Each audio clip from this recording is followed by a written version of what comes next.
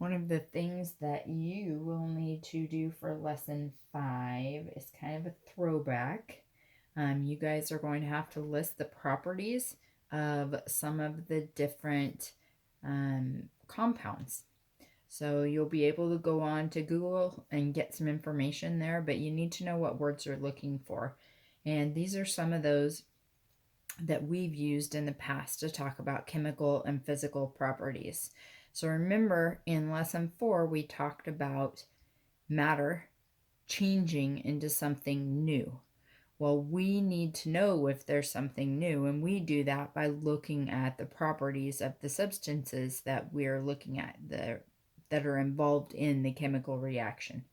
So we've got 7 different properties listed here. I've got magnetic, color, state of matter, flammability, odor, density, and whether or not something can explode. And all I want you to do, just like we've done before, is to think about whether we've got chemical or physical properties. Those are some of the things that you'll be looking for, whether or not something has changed or whether it stayed the same.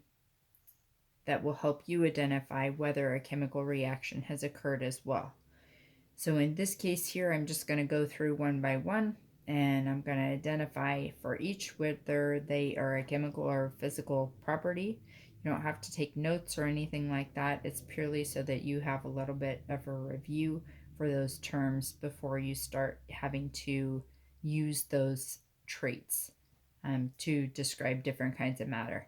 So magnetism is something that I can see and observe without changing matter in any way, which lets me know that it is a physical property. Remember, that's one of the things that we look for, is that we don't have to change matter in order to make that observation. We can make it without doing anything at all.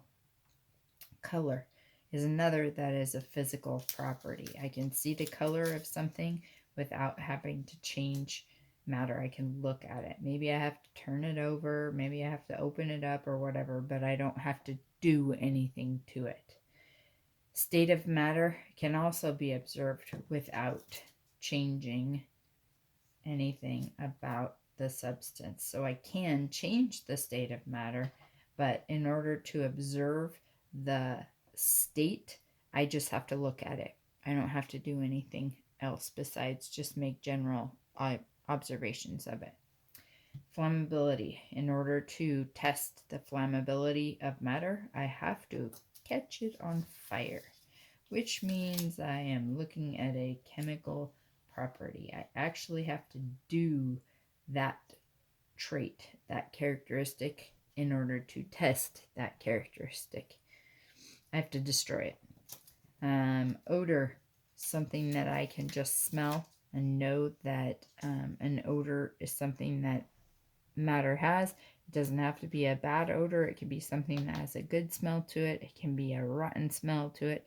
But it's also okay to say that there is no odor. And so that might be something you find with those compounds, is that they will say they're odorless instead. And that's okay if they say that.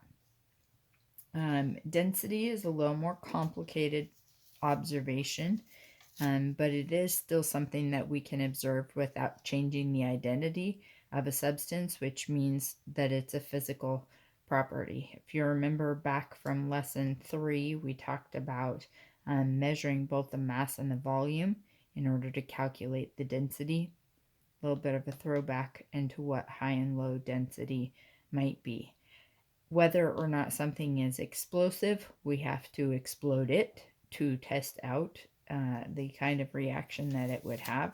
So that is another one of our chemical properties. Sometimes they'll use the word reactive, explosive, combustible. There are different words that you'll see there, but that is another one that's a chemical reaction for us to witness. So all of those are things that could come up for you in lesson 5 as you're going through the different properties of matter.